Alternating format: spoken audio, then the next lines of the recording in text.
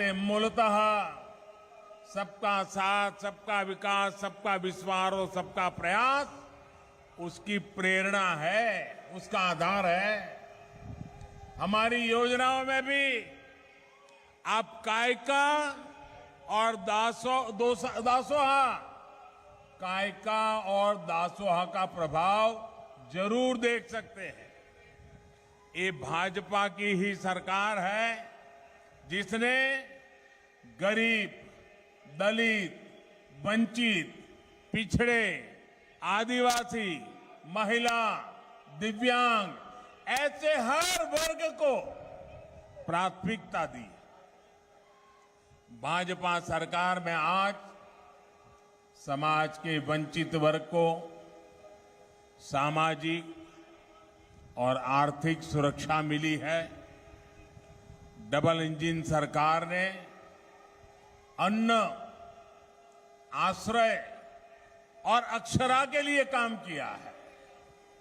कर्नाटका के 9 लाख ऐसे परिवार हैं जिन्होंने अनेक पीढ़ियों के बाद अपने पहले पक्के घर में प्रवेश मिलना तय हुआ है। इनमें से अधिकतर दलित, वंचित, पिछड़े समाज के परिवार हैं। कुछ महीने पहले ही मैं कलबुर्गी आया था। वहां मुझे कर्नाटका के लाखों बंजारा साथियों को नया जीवन देने का सौभाग्य प्राप्त हुआ। इन हजारों परिवारों को हक्कू पत्र दिए गए हैं। अपनी बंजारा माताओं बहनों को वो हक्कू पत्र देते हुए मैं एक आत्मविश्वास उनमें साफ साफ देख रहा था। ये आत्मविश्वास इस बात का था कि अब उनके बच्चों को उपेक्षा का शिकार नहीं होना पड़ेगा, उन्हें वंचितों का जीवन नहीं जीना पड़ेगा। और यही तो सच्चा सामाजिक न्याय है जिसकी बात बीजेपी की डबल इंजन सरकार हमेशा करती है। वरना आप सभी साक्षी हैं कि कांग्रेस की सरकारों में कभी किसी ने बंजारा, लंबानी साथियों की सूद तक नहीं ली। जिस कांग्रेस ने भगवान बसवन्ना के शिक्षाओं को कुछ नहीं समझा, जिसने बाबा साहब आम्बेडकर का निरंतर विरोध किया, वो कांग्रेस कभी भी दलितों, पिछड़ों की सूद नहीं ले सकती। ये मेरा सौभाग्य है कि मुझे देश विदेश में भगवान बसवेश्वरा के संदेश को पहुंचाने का अवसर मिला है। लंदन में जब मैंने उनकी प्रतिमा का अनावरण किया, वो दिन मैं कभी भी नहीं भूल सकता। देश दुनिया में बाबा साहब के पंच तीर्थ के निर्माण का सौभाग्य भी हमारी सरकार को ही मिला है। साथियों, कांग्रेस ने गरीबी हटाओ के नाम पर कई योजनाएं शुरू की, लेकिन लाभ बिचौलियों को मिला, भ्रष्टाचारियों को मिला। असली लाभार्थी तक तो उसका हक पहुंचा ही नहीं था। कांग्रेस के प्रधानमंत्री ने ये स्वीकार किया था कि ये कांग्रेस ने प्रधानमंत्री ने कहा है, मेरे शब्द नहीं है। कांग्रेस के एक प्रधानमंत्री ने कहा था, उसने सार्वजनिक रूप से स्वीकार किया था कि केंद्र से 1 रुपया भेजते हैं तो सिर्फ 15 पैसा पहुंचता है। मतलब 85%, 85% भ्रष्टाचार की भेंट चढ़ जाता है, ये कांग्रेस के प्रधानमंत्री ने खुद की सरकार के लिए स्वीकार किया था। उस समय पंचायत से लेकर पार्लियामेंट तक कांग्रेस का ही राज था, लेकिन कांग्रेस ने इस लूट को समाप्त करने के लिए कोई कदम नहीं उठाया। उन्होंने गरीबों के दुख दर्द की परवाह नहीं की। अगर हम आज के हालत से तुलना करके देखेंगे तो पता चलेगा कि गरीबों का कितना पैसा वे लोग लूट लेते थे। साथियों, डायरेक्ट बेनिफिट ट्रांसफर डीबीटी के माध्यम से हमारी सरकार ने अब तक करीब 29 लाख 29 लाख करोड़ ये रुपये इस देश के करोड़ों लोगों के बैंक खातों में सीधे भेजे हैं, ट्रांसफर किए हैं। अब सही लाभार्थियों तक उनके हक का पैसा पहुंच रहा है। आज दिल्ली से 1 रुपया निकलता है, 100 के 100 पैसे लाभार्थी के खाते में जमा होते हैं। कांग्रेस के प्रधानमंत्री कहते थे 1 रुपया जाता था, 15 पैसा पहुंचता था, 85% गायब हो जाता था। अगर यही काम कांग्रेस ने किया होता तो गरीबों के हक का 85% पैसा गायब नहीं हो जाता। 29 लाख करोड़ रुपयों में अगर कांग्रेस की सरकार होती, हमने 29 लाख करोड़ भेजा, लोगों के खाते में गया, लेकिन कांग्रेस की सरकार होती तो 29 लाख करोड़ में से 24 लाख करोड़ कांग्रेस की अपनी जेब में चले जाते। ये उनके प्रधानमंत्री का मैं हिसाब दे रहा हूं। भाइयों और बहनों, डबल इंजन की सरकार जो भी काम करती है पूरी ईमानदारी और पूरी निष्ठा के साथ करती है। तभी तो इतने महीनों से कर्नाटका के लाखों परिवारों को राशन मिल रहा है। पूरा 100% राशन मिल रहा है, वरना पहले की तरह कांग्रेस इसमें से भी 85% राशन डकार जाती। कांग्रेस की सरकारें पहले किसानों के नाम पर योजनाएं चलाती थी, कर्ज माफी की घोषणाएं करती थी, लेकिन असली किसान को, छोटे किसानों को उनका लाभ नहीं मिलता था। सरकार का पैसा बिचौलियों की जेब में चला जाता था, जबकि भाजपा अपने कार्यों में पारदर्शिता को, गरीब कल्याण को सबसे आगे रखती है। बीजेपी की डबल इंजन सरकार ने पीएम किसान सम्मान निधि चलाई। आज पूरा का पूरा पैसा समय पर लाभार्थी किसानों के बैंक अकाउंट में पहुंचता है। पूरे देश में अब तक पीएम किसान सम्मान निधि के 2.5 लाख करोड़ रुपए किसानों को मिले हैं।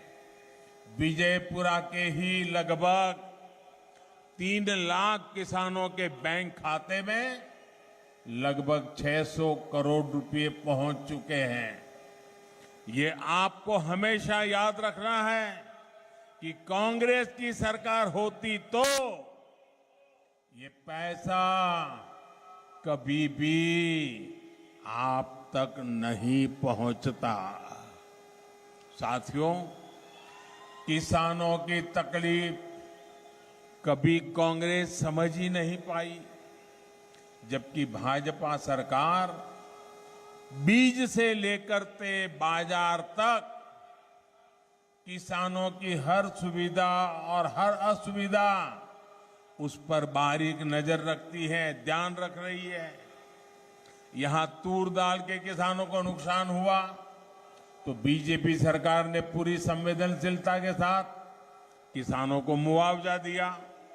अंगूर और नींबू किसानों के लिए जो बोर्ड गठित किए गए हैं, उनसे भी बहुत सुविधा किसानों को हो रही है। और ये क्षेत्र तो ज्वार के लिए जाना जाता है। भांति भांति के मोटे अनाज यहां हमारे छोटे किसान उगाते हैं। पहली बार ज्वार जैसे हमारे सभी श्री अन्न को बीजेपी सरकार देश विदेश में एक ब्रांड के रूप में स्थापित कर रही है। इसका भी बहुत बड़ा फायदा हमारे छोटे किसानों को होने वाला है। साथियों, ये 5 नदियों का क्षेत्र है। इसके बावजूद यहां सिंचाई के लिए पहले उतने प्रयास नहीं हुए जितने होने चाहिए थे। ये बीजेपी की डबल इंजन सरकार है जिसने यहां अनेक सिंचाई प्रोजेक्ट पर काम किया है। बीजेपी सरकार ने कलासा बंडूरी प्रोजेक्ट और अपर कृष्णा प्रोजेक्ट के लिए बजट का प्रावधान किया है। Narayanpura left bank canal project के विस्तार और आधुनिकीकरण से भी विजयपुरा के लाखों किसानों को लाभ मिल रहा है। मुलवाड़ लिफ्ट इरिगेशन प्रोजेक्ट को भी हमने पूरा किया और Revanna Siddheshwara lift irrigation project पर काम शुरू किया। सिंचाई के ऐसे काम से किसानों के प्रति डबल इंजन सरकार की प्रतिबद्धता झलकती है। सिंचाई ही नहीं बल्कि पीने के पानी के लिए भी डबल इंजन सरकार ने अभूतपूर्व प्रयास किए हैं। जल जीवन मिशन से पहले कर्नाटका के लाखों परिवारों की बहनों को बाहर से पानी भरना पड़ता था।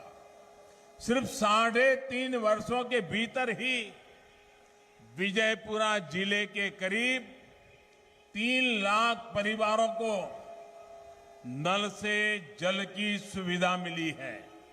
इससे हमारी माताओं बहनों का जीवन बहुत आसान हो गया है। साथियों, कर्नाटका की माताओं बहनों बेटियों ने कांग्रेस सरकार की लापरवाही और अनदेखी की वजह से सबसे ज्यादा तकलीफें झेली है। कांग्रेस की सरकारों ने महिलाओं के स्वास्थ्य, सुरक्षा और रोजगार की कभी चिंता ही नहीं की। पहली बार बीजेपी की डबल इंजन सरकार आयुष्मान भारत योजना लेकर आई। इससे गरीब से गरीब परिवार को भी मुफ्त इलाज मिलने लगा। इससे माताओं बहनों को बीमारी का इलाज ना कराने की मजबूरी से मुक्ति मिली है। भाइयों और बहनों, भाजपा सरकार की नीतियों की वजह से आज हमारी माताओं बहनों को नई शक्ति मिली है। पहले हमारे यहां घर के आर्थिक फैसलों में महिलाओं की बहुत अधिक पूछ नहीं होती थी। भाजपा सरकार ने जब महिलाओं के करोड़ों जनधन बैंक अकाउंट खोले तो महिलाओं का जीवन बदलने लगा। आज इन बैंक अकाउंट में सरकारी मदद सीधी आ रही है। इससे घर के महत्वपूर्ण फैसलों में माताओं बहनों की भागीदारी बढ़ गई, उन्हें नया आत्मविश्वास मिला है। साथियों, कांग्रेस की सरकारों ने महिलाओं को स्वरोजगार से जोड़ने के भी गंभीर प्रयास नहीं किए।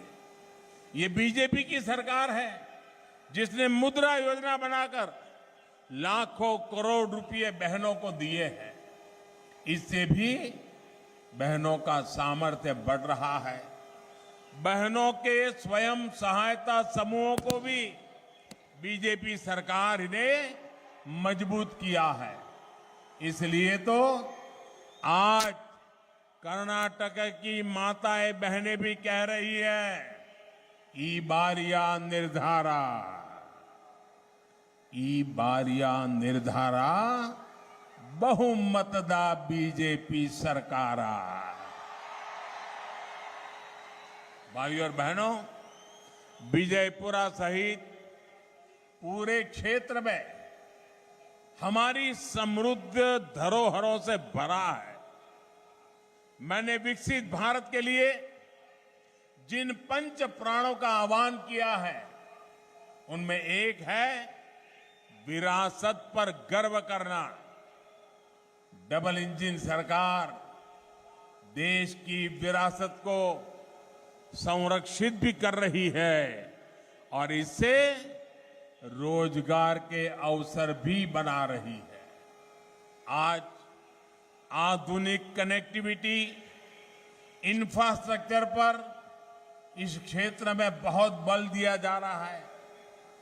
विजयपुरा एयरपोर्ट पर काम करीब करीब पूरा हो चुका है। इससे इस क्षेत्र में सस्ती हवाई यात्रा की सुविधा हो जाएगी। रेलवे ट्रैक के दोहरीकरण और बिजलीकरण से भी यहां के लोगों को लाभ होगा। Vijayapura Solapur national highway project पर भी बहुत तेजी से काम हो रहा है। अच्छी कनेक्टिविटी से टूरिज्म तो बढ़ता ही है, किसानों को भी सुविधा होती है और उद्योगों की संभावनाएं भी बढ़ती हैं।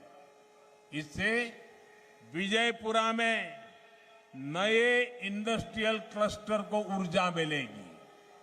बीजेपी की डबल इंजन सरकार लोकल के लिए वोकल है। इसलिए अपने बुनकरों, अपने हस्तशिल्पियों को निरंतर प्रोत्साहित करती है। कर्नाटका में नेकार सम्मान योजना की बहुत चर्चा है। केंद्र सरकार ने भी ऐसे साथियों को आधुनिक तकनीक से जोड़ने, उन्हें आर्थिक मदद देने के लिए पीएम विश्वकर्मा योजना बनाई है। इससे इस पारंपरिक विधा से जुड़े परिवारों का जीवन आसान होगा और रोजगार के नए अवसर बनेंगे। साथियों, बीजेपी की डबल इंजन सरकार आकांक्षाओं को बल देने वाली सरकार है, सपनों को साकार करने वाली सरकार है। डबल इंजन सरकार युवाओं की सरकार है।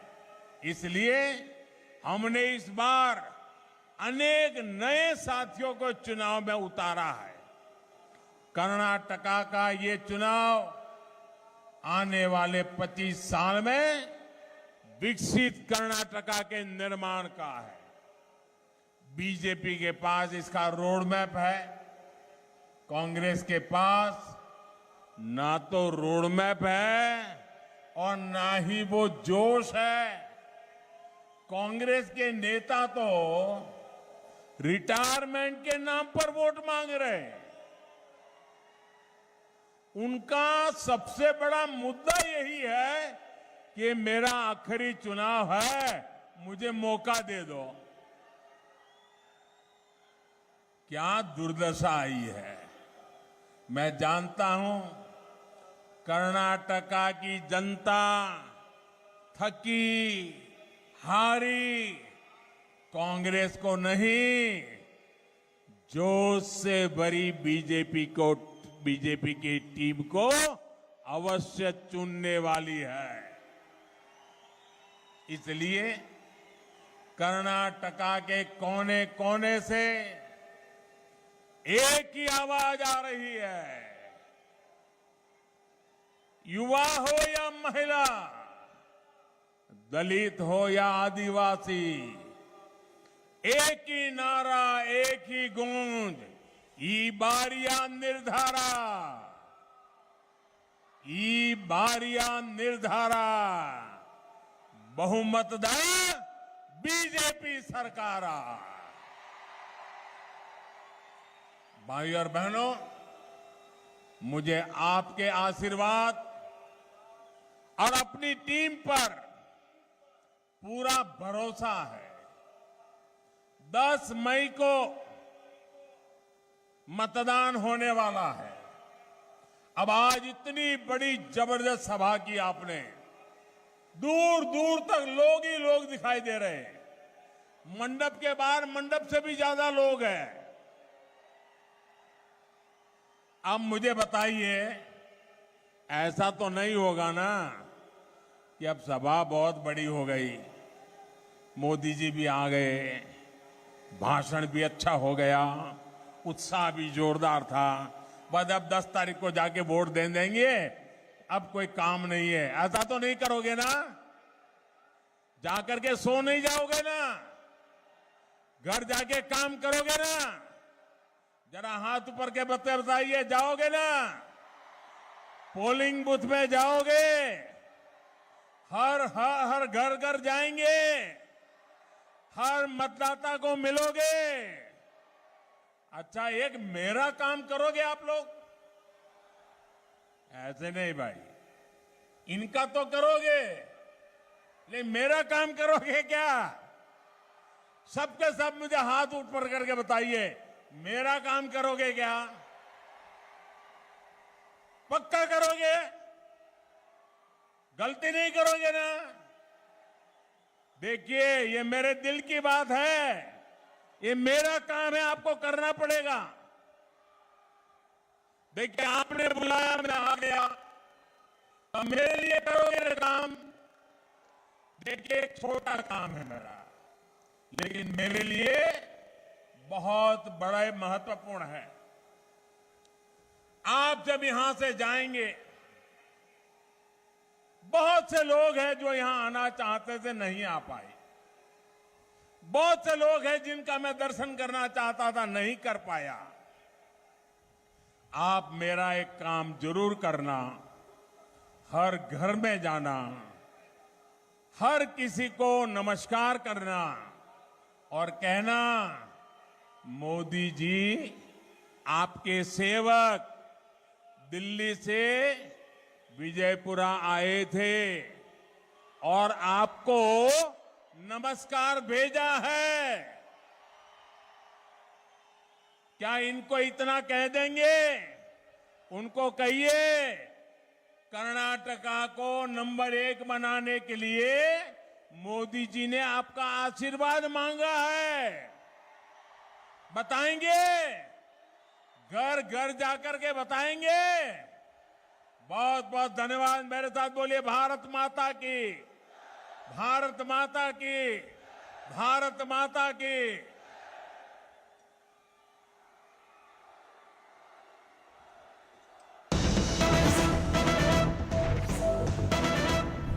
But some breaking news coming in. Ghazipur's MP MLA court convicts jail mafia Mukhtar Ansari and sentenced him to 10 years imprisonment and a fine of rupees 5 lakh. This was in a kidnapping and murder case against him. No conviction on Afzal Ansari, the BSP MP yet.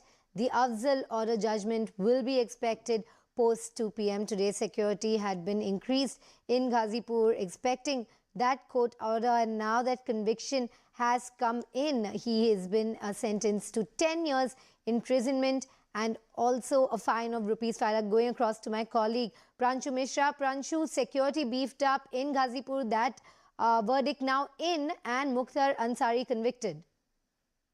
Yes, this is the second conviction for Mukhtar Ansari, and this is the 2007 gangster case. Now, this gangster case was opened against Mukhtar Ansari, his elder brother Afzal Ansari, who is presently the member of parliament on BSP's ticket from Ghazipur constituency. In 2005, there was a sensational murder in which BJP MLA Krishnan Rai was shot dead, was gunned down by using AK-47 rifles. And then the very same year, there was also a kidnapping of BHP leader and prominent industries, Mr. Rungta's dead body was also later on found out. In that circumstances, this gangster case was registered against the Ansari brothers, and today, after so many years of trial, finally the verdict has come out. Mukhtar Ansari, who is already behind the bars for many years, presently he's in the Banda Central Jail. There has been a clear conviction of 10 years, which has been awarded to him, and a 5 lakh rupees, fine. We are also waiting for the court to give its verdict as far as Afzal Ansari is concerned. Now, that is going to be a bigger setback to the Ansari family. If Afzal Ansari gets imprisonment of more than 2 years, then he'll be immediately losing his membership from the Lok Sabha, and that will clearly come in as a big setback to the political clout of the Ansaris, which still remains.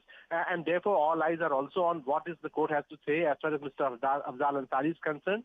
And we are expecting a post-lunch, that is around sometime after 2 p.m. today, the court, the MP-MLA court in Ghazipur, that is also going to pronounce its verdict against Afzal Ansari. But as of now, Mukhtar Ansari clearly gets 10 years of rigorous imprisonment, and this is clearly a big setback for Mukhtar Ansari. He can clearly now, have no possibility of coming out. He's already behind the bars as an under-trial and also the convict in another gangster case.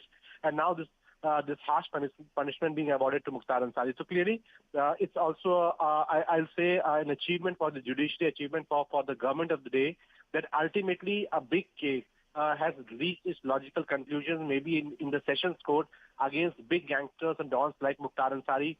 Conviction has been possible. So, the message going out is that in Uttar Pradesh of today, even the judicial trial, judicial accountability against the big mafia, that could be looked forward to. So 2 p.m. is the time when we are expecting also judgment in the case of present MP Afzal Ansari. Pranshu, stay with us. Our colleague Upendra Dwivedi is right at that Ghazipur MP-MLA court. Let's cut across.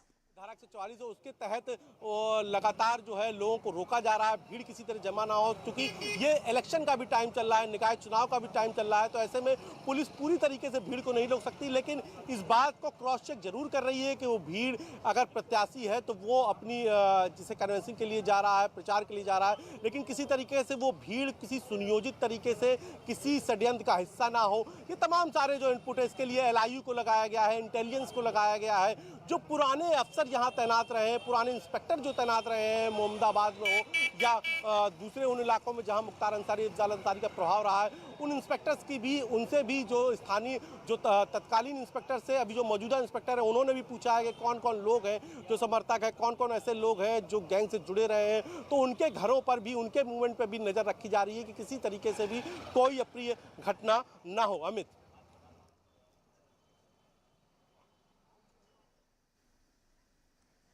वहाँ पे जो security arrangements किए गए हैं, क्या आप हमें वो सब दिखा सकते हैं? Okay, alright.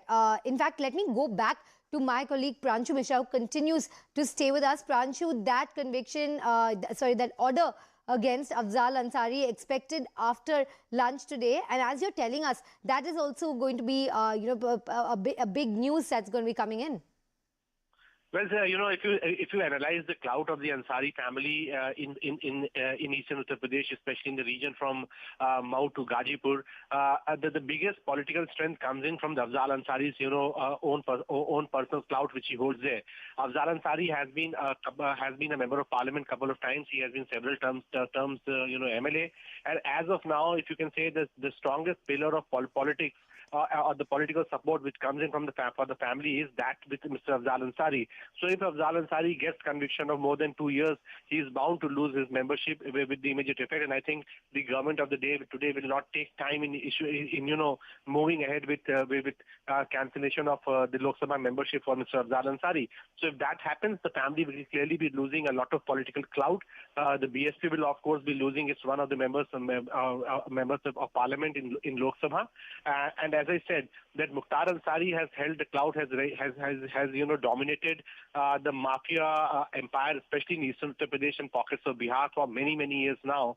And the conviction coming to him of 10 years of rigorous imprisonment, that becomes important because it's rarely you see that cases against big names like Mukhtar Ansari or, for example, Atiq Ahmed actually reach logical conclusions. So Atiq Ahmed in his lifetime could only be convicted in one case just a couple of weeks before his death. Same also goes with Mukhtar Ansari. So number of convictions against them is almost bare minimum. I think this is only the second case in which Mukhtar Ansari has been convicted. Mukhtar Ansari's son Abbas, who is also the member of UP Assembly, is presently behind the bars in the case of related to the mafia world. And Afzal Ansari, of course, is an accused in the Gangster Act case. But the moment if he is awarded a punishment, he'll be losing his membership, and that will clearly come in as a big setback, not only for Afzal Ansari in personal capacity, but will also, significantly have a dent on the clout which the Ansari family holds in eastern Uttar Pradesh. Pranshu, it's significant to note that these convictions are taking place in the state of Uttar Pradesh, where there's already the slogan to bring down that mafia Raj. Yes, Yogi Adityanath's government has clearly worked with a strong policy as far as big mafias are concerned. The opposition often says that it is a pick and choose approach when it comes to acting to big mafia. Why big other mafia names have been forgotten and only likes of Mukhtar Ansari or Atiq Ahmed are being targeted. But the fact is that Atiq Ahmed and Mukhtar Ansari, two major, Bahubali turned politician, Don turned politician, have been at the receiving end as far as as UP government and the UP police's action is concerned. Atiq, we have reported how Atiq case has been dealt with. Mukhtar Ansari has also been languishing behind the bars, and if you remember, it was a few years back when UP government has actually fought a pitched battle with the Punjab government to bring back Mukhtar Ansari to Uttar Pradesh, and Mukhtar Ansari was brought back to Uttar Pradesh, and since then Mukhtar Ansari has been languishing behind the bars. His Abbas Ansari, his son, is also behind the bars. Mukhtar's wife, she has a lookout notice from the MHA, and there is a 75,000 awards on her head by the UP police. So it's clear that the Yogi Adityanath government is continuously mounting pressure also on the Mukhtar Ansari gang. And that's the reason why, in the changed circumstances over the period of past 5-6 years, more and more people have come forward to actually depose against these gangsters. They have mustered enough courage, and that's the reason why the courts are now in a position to actually award convictions to them. So in that sense, Yogi government, of course, can claim, credit that it has created an environment where people are now less afraid of these dons and have courage enough to go out and, give their statements in the court against the big mafias. In the past, generally, these mafias have created such terror that any witness who would ever reach the court actually has chosen to turn hostile. But that situation clearly has changed, and Yogi government will clearly take credit for that.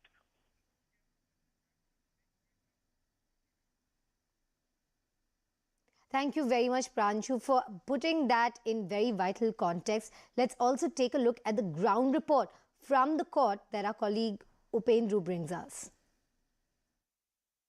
Mukhtar Ansari की video conferencing के जरिए पेशी हुई थी और उसको सजा का ऐलान हुआ, जिसमें वो वीडियो कॉन्फ्रेंसिंग जो है अदालत में पेश था। अफजाल अंसारी अदालत के अंदर है और इस वक्त जो एमपीएमएलए कोर्ट है उसी के कटघरे में मौजूद है, तो 2 बजे उन पर फैसला आना है। जैसा कि मैं बता रहा था कि 1 अप्रैल को इस पूरे मामले में बहस पूरी हो गई थी, जिसके बाद फैसला सुरक्षित रख लिया था एमपीएमएलए कोर्ट ने। इसके बाद फैसले की तारीख लगाई गई, लेकिन वो पिछली तारीख पर टल गया और आज फैसला आना था। अब यहाँ पर 2 बजे का इंतजार हो रहा है, यानी कि 10 से 15 मिनट बाद ही वो वक्त का इंतजार हो रहा है। 1 अप्रैल को फैसला सुरक्षित रखा गया। बता दें, करीब 22 नवंबर 2007 को मोहम्मदाबाद पुलिस ने विभिन्न मामलों में हुए गैंग चार्ट में सांसद अफजाल अंसारी और मुख्तार अंसारी को शामिल कर गिरोहबंद अधिनियम के तहत ये मुकदमा दर्ज कराया था। आज ये वही अदालत है जिसने इससे पहले भी मुख्तार अंसारी को 10-10 साल की कारावास सुनाई थी और उसमें भीम सिंह को भी आरोपी थे, भीम सिंह को भी 10 साल की सजा सुनाई गई थी। All right, we're getting in some some breaking inputs right now. As far as the Dantewada Naxal attack is concerned, we are now learning that the man identified as Jagdish is the suspected mastermind of this attack. This is the information that is just pouring in. For more details, let's quickly go across to Arunima, who's on the phone line. Arunima, do share the details. So the photograph that we have put out is the photograph of Jagdish, one of the suspects of the Dantewada Naxal attack. Jagdish, as per information available with intelligence agencies, and let me qualify this by saying that this photograph seems quite old. Most of these Naxals have not come in touch with police for a long time. So the dossiers have not been updated. So this photograph could well be a few years old, but this is what the intelligence agencies have on their dossier. Who is Jagdish? He is the head of the Darbar Divisional Committee. This is that wing of CPI Maoists which is responsible for carrying out Naxal operations in Darbar, which is the larger area of Dantewada. He is suspected to be behind this Dantewada attack. Darbar Divisional Committee is also suspected to be behind the attack which happened against the BJP MLA who was killed. Mandavi was the name of the MLA who was killed by Naxals. And before that, if you recall, just ahead of elections last time around, the entire state leadership of the Chhattisgarh Congress was wiped clean. That also the Darbar Divisional Committee of CPI Maoists allegedly was responsible for. So Jagdish is currently leading this particular subdivision of CPI Maoists. He was allegedly present at the spot when the explosion happened. Right. And when you say that he's been leading this entire cadre of the Naxals, it's important to highlight what was the role that he played according to the cops over there. It's also believed that he was one of the commanders who were present at the spot. All right, I'm sorry, we'll have to cut across to a press conference that's currently being addressed by the wrestlers. Let's listen into what Bajrang Punia said. Bharat की बेटियों की लड़ाई लड़ने के लिए आए हैं, तो इसमें बहुत सारे लोग ऐसे गुजरे हैं जो इस जो आंदोलन है इसको भड़काऊ करने की कोशिश कर रहे हैं। तो ऐसा कुछ नहीं है, यहाँ सिर्फ कुछ को बचाने के लिए आए हैं। और जो ये लोग हमारा समर्थन कर रहे हैं यहाँ पे, ये देश की बेटियों को न्याय दिलाने के लिए आ रहे हैं यहाँ पे, ना कि यहाँ कोई राजनीति रोटी सेकने के लिए आ रहे हैं। राजनीति नहीं कर रहे, बेटियों के लिए आए हो। क्योंकि राजनीति नहीं, बेटियों की इज्जत पहले है, राजनीति बाद में आती है, सारी चीजें बाद में आती है। जब बात बेटी की इज्जत और सम्मान की होती है तो सबसे पहले वो चीज होती है, ना कि राजनीति। इस पे राजनीति आप लोग ना करें तो अच्छा है। मैं आप सभी को यही बताना चाहूंगा, ये खिलाड़ियों का आंदोलन है, भारत की बेटियों को बचाने का, न्याय दिलाने का आंदोलन है। इसको दूसरी दिशा ना दे, इसको किसी राजनीतिक प्रकरण से ना जोड़े। मेरा थोड़ा सा गला खराब है, तो मतलब मैं जितना बोल सकती हूँ उतना बोलने की ट्राई कर रही हूँ। आज ब्रजभूषण का एक बयान आया है कि हम नेशनल नहीं खेलना चाहते। मैं आपको स्पष्ट देना चाहती हूँ, अगर आप मीडिया कर्मी लोग जो भी बोलेंगे सर्टिफिकेट दिखाने तो मैं वो भी दिखाने को तैयार हूँ। मैं 2009 से मैं रेसलिंग कर रही हूँ। आप मीडिया कर्मी लोग जो भी बोलेंगे सर्टिफिकेट दिखाने को मैं वो भी दिखाने को तैयार हूँ। मैं 2009 से मैं रेसलिंग कर रही हूँ। पहला कंपटीशन में जब रेसलिंग का किया था 2009 में मैंने स्टार्ट किया था, तब से लेके आज तक मैंने 4 नेशनल स्किप किए हैं।